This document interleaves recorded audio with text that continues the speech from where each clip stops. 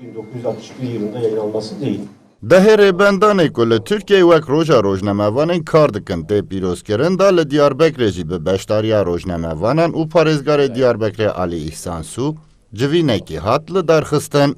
Alî İhsan Sû balê kişand ku rojnamevan jî xizmeta civakiya ragihandin û agahdarkirinê dikin, loma jî divê şertê karkirina wan guncav bin.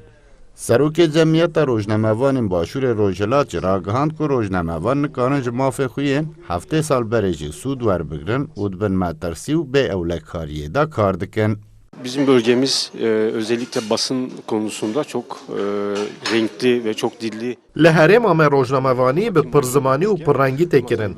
Lê ji aboriyê ve rojnamevan li herêma me li gel astengî, pirzgirêk û pêkutiyan hewla karkirinê didin. Rojnamevan îro ji şertên ku di sala 1961 de hatibû bi destxistin jî paşdetir de kar dikin. Rojnamevan di nav şero aloziyan û bûyerên giran de kar dikin. Lê li Tirkiye destureke ku rojnamevanan biparêze jî nîne. Loma jî divê rojnamevan bi sazî û rêxistinên sivîl re tekoşîna ku rojnamevan bikarin qedra keda xwe bistînin û bi desturan jî bidin garantîkirin bidin. Kısa bir süre yaptım.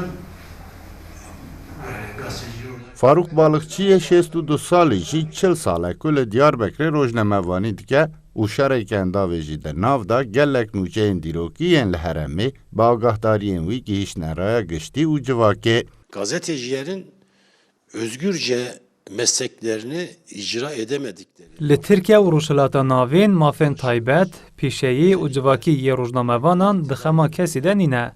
72 sal berê gelek mafên giring hatine bi destxistin.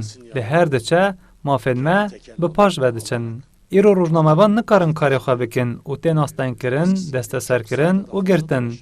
Min gelek nûçeyan bi rojnamevanên ku ji Ewropa hatibûn re şûpand. Di navbera hişmendiya me û wan de cudahiyeke mezin hebû. Ji me her tim karên baş de hatin xwestin. Lê tu ewlehiya me xema kesê nebû. Lê ji bûyên Ewropî ewlehiya canî ji her tiştî girîngtir dihat dîtin. Loma divê guherînên hişmendiyê çêbibe. Li gor raporên ragihandî di sala 2022 da 78 rojnamevan yan jî endamên çapemeniyê hatine desteserkirin û 40 rojnamevan jî ji ber karê rojnamevanî hatine cezakirin. Sıdık Eren, Kürdistan 24, Diyarbekir.